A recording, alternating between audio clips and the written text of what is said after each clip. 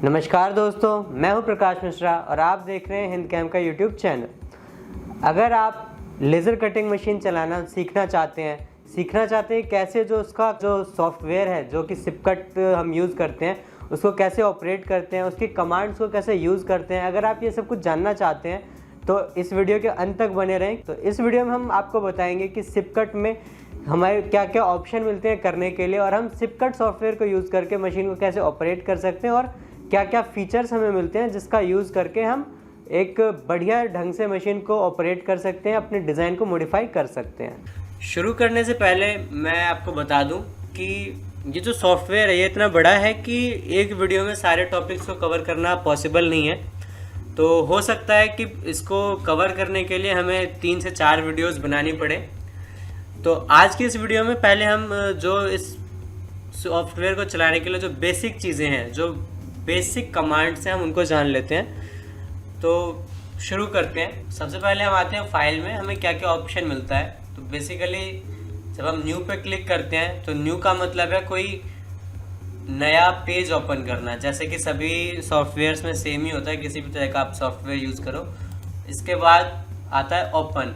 Open में हमें option मिलता है किसी भी तरह के फाइल, मतलब जो कि सिपकट का बेसिक फाइल होगा, LSD फाइल। जब हम इसको ओपन करेंगे तो ऑल सपोर्टेड फाइल में आप लेज़र कट डॉक्यूमेंट यानी कि LSD फाइल, ऑटोकैड की फाइल भी खोल सकते हो, गर्बर फाइल और CNC की G कोड फाइल, AI की फाइल्स वगैरह भी। मतलब आपको यहाँ पे सारे ऑप्शन मिलते हैं कि इनमें से आप कोई भी फाइल अगर ओपन करना चाहो। जैसे फिलहाल ये DXF फाइल्स मेरे आगे दिख रही हैं तो मैं इसको करके ओपन करता हूँ तो ये एक नया पेज ओपन हो जाएगा जिसमें ये DXF फाइल मेरी ओपन हो गई है। तो अब मैं पहले इसको सेलेक्ट करके डिलीट कर देता हूँ। अब आगे हम देखते हैं तो आगे हमें ऑप्शन मिलता है सेव करने का। तो जैसे हमने ये फाइल ओपन करी थी, इसको अगर मैं सेव करना चाहता हूँ LSD फॉर्मेट में, जैसे मैं इसको सेलेक्ट करके कुछ कमांड देना चाहता हूँ, स्पीड सेटिंग्स वगैरह मशीन की ऑपरेटिंग की, इसमें मैं सेव करना चाहता हूँ तो वो सब कुछ करके मैं यहाँ से इसको सेव कर सकता हूँ। नॉर्मली Ctrl+S दबा के भी सेव कर सकता हूँ। तो जैसे मैं यहाँ पे करता हूँ तो ये मेरी सिर्फ लेज़र कट डॉक्यूमेंट जो कि LSD फॉर्मेट जिसको हम कहते हैं उस फॉर्मेट में सेव हो जाएगी। मैं यहाँ से कुछ भी नाम, जैसे इसको मैं लोगो के नाम से सेव कर लेता हूँ तो ये सेव हो गई मेरी फाइल। ये लोगो के नाम से एक फ़ाइल सेव हो गई है। अब मैं अगर ओपन पे दोबारा मतलब इसको ओपन करना चाहता हूँ तो ऑल सपोर्टेड फाइल्स में मैं सेलेक्ट करके लेज़र कट डॉक्यूमेंट यानी कि जो फाइल मैंने सेव कर रखी है सॉफ्टवेयर के लिए सिर्फ वो ओपन करना चाहता हूँ तो वो यहाँ से ओपन कर लूँगा। तो मैंने लोगो पे क्लिक करा, ओपन कर दिया तो मेरी वो सेम फाइल ओपन हो गई है। अच्छा, सेव के बाद हमें ऑप्शन मिलता है सेव एज का। सपोज मैंने कोई ड्राइंग बनाई है जो कि इस सॉफ्टवेयर पे बनाई है, तो सेव जब हम करते हैं तो इसमें जब हम सेव एज करते हैं तो इसमें हमें 2 ऑप्शन मिलते हैं। या तो मैं इसको लेज़र कट डॉक्यूमेंट यानी LSD फॉर्मेट में सेव कर दूं, या तो फिर मैं ऑटोकैड के फॉर्मेट, ऑटोकैड DXF यानी DXF फॉर्मेट में भी इसको सेव कर सकता हूँ। उसके लिए मुझे इसको सेलेक्ट करना पड़ेगा और यहाँ पे सेव एज पे जाके मुझे ये ऑटोकैड DXF को सेलेक्ट करके यहाँ पे मैं सेव करूँगा तो ये DXF फॉर्मेट में सेव हो जाएगा। उसके बाद आता है नेक्स्ट। तो नेक्स्ट में बेसिकली हम और किसी दूसरे सॉफ्टवेयर पे ऑटोकैड या CorelDRAW वगैरह पे भी हम इसकी नेस्टिंग कर सकते हैं। बट अगर हम चाहते हैं कि सॉफ्टवेयर पे नेस्टिंग करें जो कि काफ़ी टाइम सेविंग होता है, कि अगर हमें मैनुअली नेस्टिंग करते हैं उसमें बहुत ज़्यादा टाइम लगता है, बट अगर हम इसी सॉफ्टवेयर पे नेस्टिंग करते हैं तो हमारा काफ़ी टाइम बच जाता है। तो हम यहाँ पे फाइल्स इंपोर्ट करके अलग अलग फाइल सेलेक्ट करके उसकी क्वांटिटी मेंशन करके यहाँ से हम नेस्टिंग कर सकते हैं।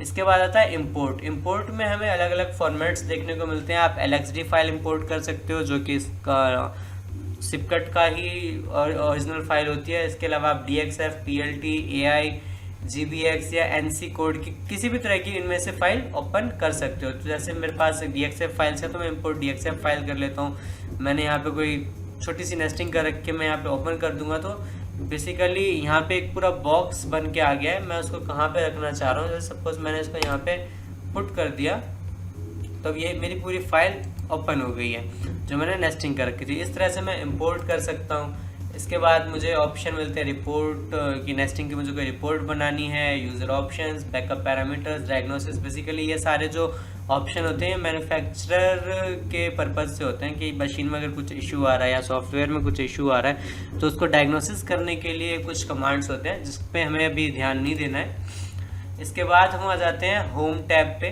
बेसिकली इसमें हमें 5 टैब दिखते हैं, एक home tab, draw, nest, CNC और व्यू।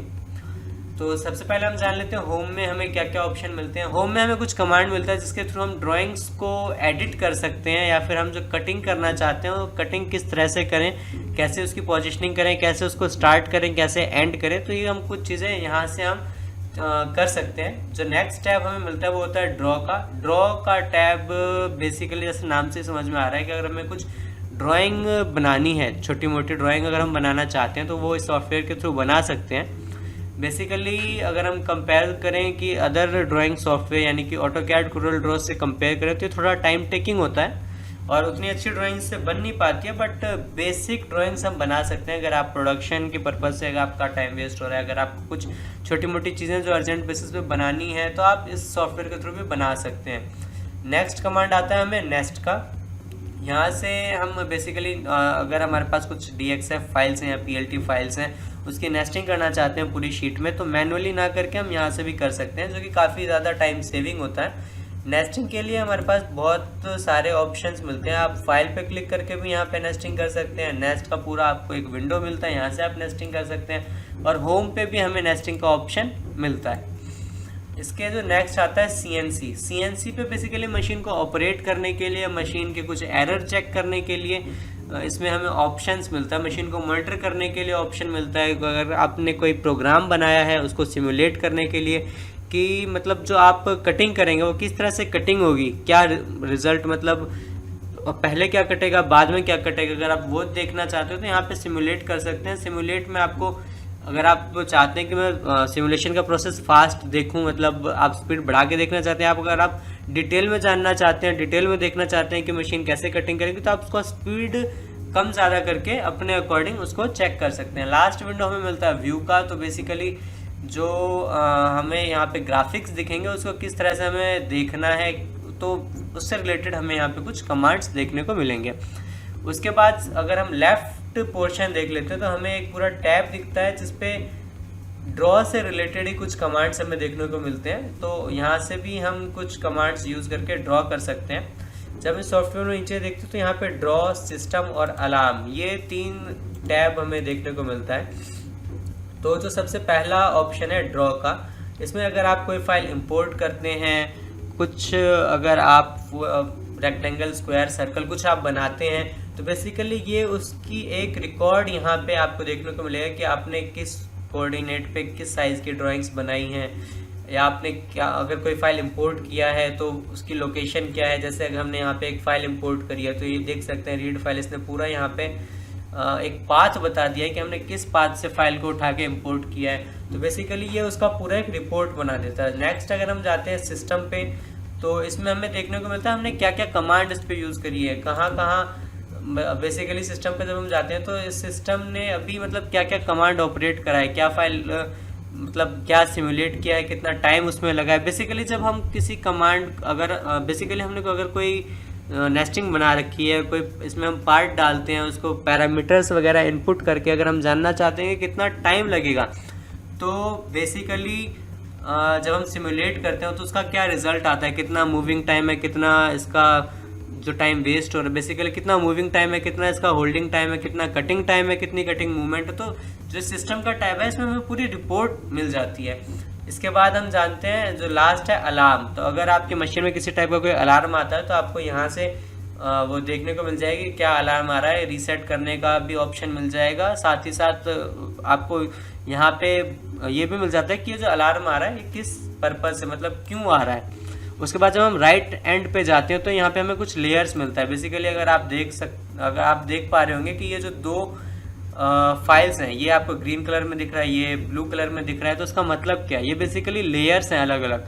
मैं हर कलर को अलग सेटिंग पे चला सकता हूँ, मतलब जितने भी कलर्स हैं, जितने भी लेयर्स हैं, हर लेयर को अलग पावर पे, अलग स्पीड पे ऑपरेट कर सकता हूँ, अलग कटिंग हाइट दे सकता हूँ। जब मैं लेयर पे क्लिक करूँगा तो बेसिकली ये लेयर की वीडियो यहाँ पे मैं लेयर का टैब, इसमें cut speed, lift height, cut height, gas का प्रेशर कि कितने प्रेशर पे कटिंग करना है, क्या फोकस रखना है, मैं सब कुछ यहाँ से एडिट कर सकता हूँ। इसके बाद जब हम पियर्सिंग पे का टाइम मिलता है, अगर हम मोटी शीटों पे पियर्सिंग करना चाहते हैं तो कितने स्टेज की पियर्सिंग, हमें 3 स्टेज या 5 स्टेज पियर्सिंग का ऑप्शन मिलता है। तो मैं यहाँ पे उन सब के पैरामीटर्स यहाँ से सेट कर सकता हूँ। यहाँ पे जैसे लेयर 1 और ब्लू कलर लेयर 10 है, मैं इन दोनों को अलग अलग सेटिंग्स पे, अलग अलग पैरामीटर्स पे चला सकता हूँ। ये मुझे ऑप्शन मिलता है लेयर के थ्रू। जब हम उसके भी थोड़ा आगे बढ़ते हैं तो ये मुझे कुछ कमांड्स देखने को मिलता है। ये फ्लोटिंग कोऑर्डिनेट्स, ये जो हमें स्विचेस दिख रहे हैं अप और डाउन के, इससे मशीन आगे पीछे होगी। बेसिकली वाई का मूवमेंट होगा इसके थ्रू। जो लेफ्ट राइट का ऑप्शन, इससे हमें जो हमारा जो मशीन का एक्स एक्सिस है वो ऑपरेट होगा। और साथ ही जो हमें साइड में अप और डाउन के लिए सिंबल दिख रहे हैं, ये बेसिकली जो लेज़र हेड है इसको अप डाउन करने के लिए है। इसके अलावा इसके नीचे हमें कुछ कमांड्स दिखने को मिलते हैं जिनको हम रिमोट के थ्रू भी यूज़ कर सकते हैं। रिमोट कैसे ऑपरेट करना है इसकी वीडियो हमने दिखाई थी, उसमें आपने देखा होगा।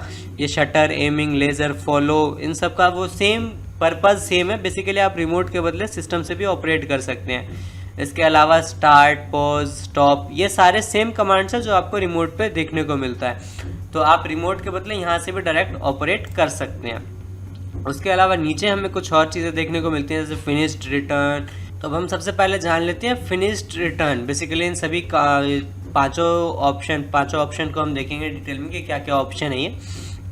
तो सबसे पहले हम फिनिश्ड रिटर्न पे अगर अनटिक कर देंगे तो ये कमांड वर्क नहीं करेगी। बेसिकली ये जितने भी ऑप्शन है इसको अगर हम अनटिक करेंगे तो वो कमांड डीएक्टिवेटेड है। अगर हम टिक कर देते हैं तो ये कमांड एक्टिवेट हो गई। तो बेसिकली फिनिश्ड रिटर्न इसका मतलब जब ये कमांड खत्म करेगी, जैसे ये मेरा एक प्रोग्राम हो गया, मशीन ने यहाँ से काटना, जो कि इसका 0 पॉइंट है, यहाँ से इसने काटना स्टार्ट करा है और मान लेते हैं कि ये मशीन यहाँ पे इसका लास्ट कटिंग यहाँ पे ख़त्म हो जाती है। तो अब मुझे डिसाइड करना है कि जब ये मशीन यहाँ पे पहुँच गई है, मतलब कटिंग कंप्लीट करके यहाँ पे है, तो इसके बाद जो हेड है वो मेरा यहीं पे रहे या कहीं और रहे। अगर मैं इसको अनटिक कर देता हूँ तो ये मशीन का हेड जहाँ पे इसने कटिंग कंप्लीट करा, चाहे वो पोजीशन ये हो या फिर ये, मतलब कुछ भी पोजीशन हो, तो ये मशीन वहीं पे जो हेड है हमारा उसी पोजीशन पे खड़ा रहेगा। बट अगर मैंने इस पर टिक कर दिया तो यहाँ से जो भी पॉइंट मैं उसको दूंगा ये मशीन उस पॉइंट पे जाके खड़ी हो जाएगी। सबसे पहला पॉइंट है 0 पॉइंट। मैं अपना 0 पॉइंट जहाँ भी मशीन पे बनाना चाहता हूँ, कि हो सकता है मैं मशीन स्टार्ट यहाँ से करूँ बट 0 पॉइंट मैंने राइट कॉर्नर पे दे रखा हो या पीछे दे रखा हो, तो ये उस पोजीशन में पहुँच जाएगी। सेकंड ऑप्शन आता है स्टार्ट पॉइंट। अब स्टार्ट पॉइंट का पर्पज़ ये होता है कि जिस पॉइंट से मैंने कटिंग स्टार्ट करी है वो मशीन में कहीं भी हो, कटिंग कंप्लीट होने के बाद मशीन उसी पॉइंट पे वापस आएगी।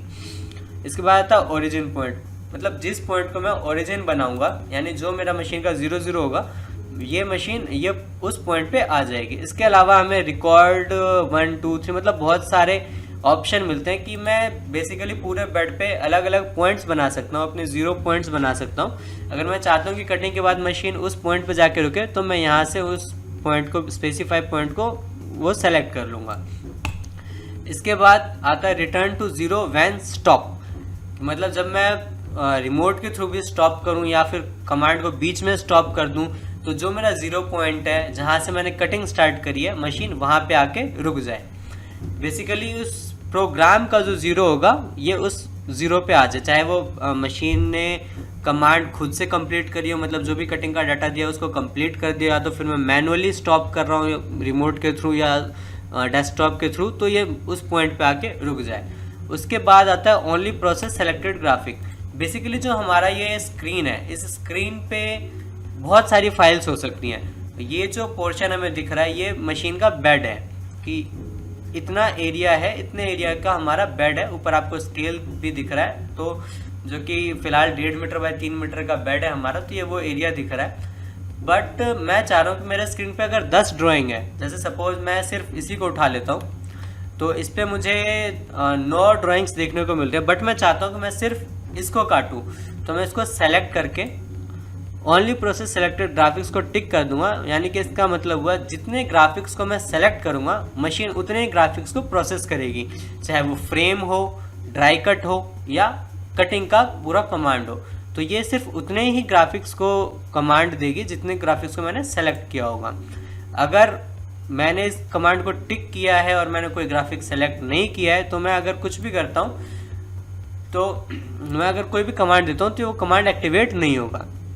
नेक्स्ट आता है हमारा soft limit protection. Soft limit protection basically क्या होता है, जब मशीन में हमें एक सॉफ्ट लिमिट और एक हार्ड लिमिट दी हुई होती है। हार्ड लिमिट बेसिकली कोई एक ऑब्जेक्ट होता है और सॉफ्ट लिमिट होता है कि जो डायमेंशन हमने फिक्स किया हुआ है मशीन का, जैसे कि एक 0 पॉइंट देके हमने सेट किया हुआ है कि मशीन 1000 mm के आगे ना जाए, तो वो 1000 mm उसकी सॉफ्ट लिमिट हो गई। बट अगर हमारे मशीन के पास ऑप्शन है 1000 mm के बदले मान लेते हैं कि 1050 mm तक जाने का ऑप्शन है, जो हमारी हार्ड लिमिट लगी है वो 1050 mm पे लगी है, और हमें कोई कमांड है, कोई फाइल है जो कि 1020 mm का है, तो टेक्निकली जब तक उसमें सॉफ्ट लिमिट लगा होगा तब तक हम नहीं काट सकते। बट प्रैक्टिकली हमारे पास ऑप्शन होता है कि हमारा जो हार्ड लिमिट है वो उससे भी 30 mm आ गया, तो हम उस कमांड को मतलब उसको हम काट सकते हैं। तो सॉफ्ट लिमिट प्रोटेक्शन पे जब तक हम टिक करके रखेंगे तो जो हमने 1000 mm का सॉफ्ट लिमिट दिया वो एक्टिवेट हो जाएगा कि 1000 mm से बड़ी फाइल नहीं काट पाएंगे। बट अगर हमने सॉफ्ट लिमिट प्रोटेक्शन हटा दी है तो कितनी भी बड़ी फाइल हो मशीन चलना स्टार्ट कर देगी। सपोज 1050 के बदले अगर 1200 mm की फाइल है तो मशीन चलना स्टार्ट कर देगी। बट हम जो रेकमेंड करते हैं सॉफ्ट लिमिट प्रोटेक्शन को ऑन ही रखें, ताकि किसी तरह का कोई डैमेज ना हो, कोई एक्सीडेंट ना हो। कि इस केस में क्या होगा, अगर आप 1020 mm की फाइल काटना चाहते हैं तब तो बहुत बढ़िया है कि आपके पास ऑप्शन है 30 mm और आगे है आपका हार्ड लिमिट, तो कोई दिक्कत नहीं है, आप फाइल काट सकते हैं। बट इन केस अगर आपका कोई ऑपरेटर नया है या फिर अच्छे से ट्रेंड नहीं है तो वो डैमेज कर सकता है। अगर आपने कोई बड़ी फाइल या तो ओनली प्रोसेस सेलेक्टेड ग्राफिक्स को उसने सेलेक्ट नहीं करा, आपके स्क्रीन पे बहुत सारी फाइल्स हैं, तो बेसिकली मशीन पूरे स्क्रीन को रीड करेगी। अगर आप फ्रेम करते हैं, कटिंग स्टार्ट करते हैं तो मशीन चलना स्टार्ट कर देगी। इस केस में मशीन जो हार्ड लिमिट है उसको टक्कर मारेगी। हो सकता है गैंट्री से मशीन जो उसकी मशीन की गैंट्री है वो उतर भी जाए बेड पे से, तो ये थोड़ा डेंजरस चीज़ हो जाती है। इसके नेक्स्ट हमें ऑप्शन मिलता है एज सीक बिफोर वर्किंग। तो जब हम अनटिक कर देंगे तो ये कमांड डीएक्टिवेटेड है, जब हम इसको टिक कर देंगे तो हमारे पास ये बेसिकली एज सीक कमांड का ऑप्शन खुल जाएगा, जिसमें हमें कुछ सेटिंग्स करनी पड़ेगी, उसको सेव करना पड़ेगा, उसके बाद ये मशीन रन करेगी। बेसिकली एज सीक का पर्पज़ क्या होता है, अगर आपने शीट टेढ़ी रखी है तो आपको मशीन अगर ऑपरेट करना है तो आपके पास दो ऑप्शन है, या तो आप मशीन को या तो आप शीट को सीधी रखें ताकि जो आपकी फाइल है प्रॉपर कट सके, जो आपकी फाइल प्रॉपर शीट पे आए। जब आप फ्रेम करते हैं तो पूरा फ्रेम एरिया शीट पर है। तो अगर आपके पास दूसरा ऑप्शन है कि अगर आपने शीट टेढ़ी रख दी है तो आप एज सीक कमांड को लगाएं, तो जो आपकी ड्राइंग है बेसिकली आपको स्क्रीन पर ड्राइंग सीधी दिखेगी। अगर आपकी शीट जितने भी एंगल में टेढ़ी होगी वो ड्राइंग जो ऑपरेट होगा, मशीन पर जो ड्राइंग ऑपरेट होगा वो उतने एंगल पर टिल्ट होकर ऑपरेट होगा, तो जो आपको डाटा मिलेगा वो वैसा ही मिलेगा जैसा कि अगर शीट सीधी रख के आप काटते तो आपको जैसा फाइल मिलता है आपको सेम फाइल ऐसे कमांड यूज़ करके टेढ़ी शीट पे भी मिल जाएगा। इसके आगे जब हम बढ़ते हैं तो हमें बैक और फॉरवर्ड डिस्टेंस, ये बेसिकली जब हम कटिंग के बीच में उसको पॉज करके फॉरवर्ड या बैक करते हैं, जैसे जो कि आपको ऑप्शन मिलता है, आपने रिमोट पे भी देखा होगा, और यहाँ पे भी हमें बैक और फॉरवर्ड करके ऑप्शन मिल रहा है। जब हम कटिंग को स्टार्ट कर देते हैं या फिर कटिंग को स्टार्ट कर देते हैं, पीछे कुछ इशू हो जाता है, कट नहीं पाता, तो कई बार हम कटिंग के बीच में पोजीशन को आगे पीछे करना चाहते हैं तो बैक और फॉरवर्ड पे टिक करके हम क्लिक करके हम आगे पीछे कर सकते हैं। तो वो जो हम उसको बैक और फॉरवर्ड करना चाह रहे हैं वो किस स्पीड में होगा और क्या डिस्टेंस होगा, तो वो यहाँ से हम सेलेक्ट कर सकते हैं, यहाँ से हम चूज़ कर सकते हैं। बेसिकली यहाँ पे 10 mm वैल्यू डली हुई है, मैं यहाँ से चेंज करके इसको 200 mm भी कर सकता हूँ। यानी कि एक बार बैक या फॉरवर्ड दबाने पे मशीन जो है वो 200 mm मूव करेगी, और किस स्पीड से मूव करेगी वो मैं यहाँ पे सेलेक्ट कर सकता हूँ। ये 50 mm पर सेकेंड है फिलहाल, अगर मैं इसको 200 mm पर सेकेंड कर देता हूँ, ओके, तो ये मतलब काफ़ी स्पीड में मशीन मूवमेंट करेगी। यहाँ से मैं मतलब उसको सेट कर सकता हूँ कि एक बार बैक या फॉरवर्ड दबाने पे मशीन कितने स्पीड में और कितने आगे या कितने पीछे मूवमेंट करेगी। तो ये हो गया इसके बेसिक, ये एक इंट्रोडक्शन टाइप में हो गया कि इस सॉफ्टवेयर के थ्रू हम क्या क्या कर सकते हैं, और ये मशीन या ये सॉफ्टवेयर हमें क्या क्या ऑप्शन देता है इस मशीन को ऑपरेट करने के, या कमांड्स को मॉडिफाई करने के, या स्मार्ट तरीके से मशीन को ऑपरेट करने के। तो दोस्तों आज की इस वीडियो में हमने जाना कुछ बेसिक्स सिपकट के, कि सिपकट में हमें क्या क्या ऑप्शन मिलते हैं, क्या क्या चीज़ें हम कर सकते हैं। बेसिकली हमने एक इंट्रोडक्शन दिया आज की इस वीडियो में कि सिपकट में आपको क्या क्या ऑप्शन मिलते हैं। आगे की वीडियोस में हम आपको इन सभी कमांड्स के बारे में डिटेल में जानकारी देंगे। और अगर आप इसके अलावा भी किसी एक स्पेसिफिक पार्ट पे, किसी एक स्पेसिफिक पोर्शन पे कोई डेडिकेटेड वीडियो लेना चाहते हैं तो आप कमेंट सेक्शन में मेंशन कर सकते हैं। और आशा करते हैं आपको ये वीडियो पसंद आई होगी। तो इसी तरह की और वीडियोस को देखने के लिए हमारे चैनल को सब्सक्राइब करें, इस वीडियो को लाइक करें, और इस सिपकट से रिलेटेड हम सारी जानकारी आपको आने वाले वीडियोज़ में डिटेल्स में देंगे।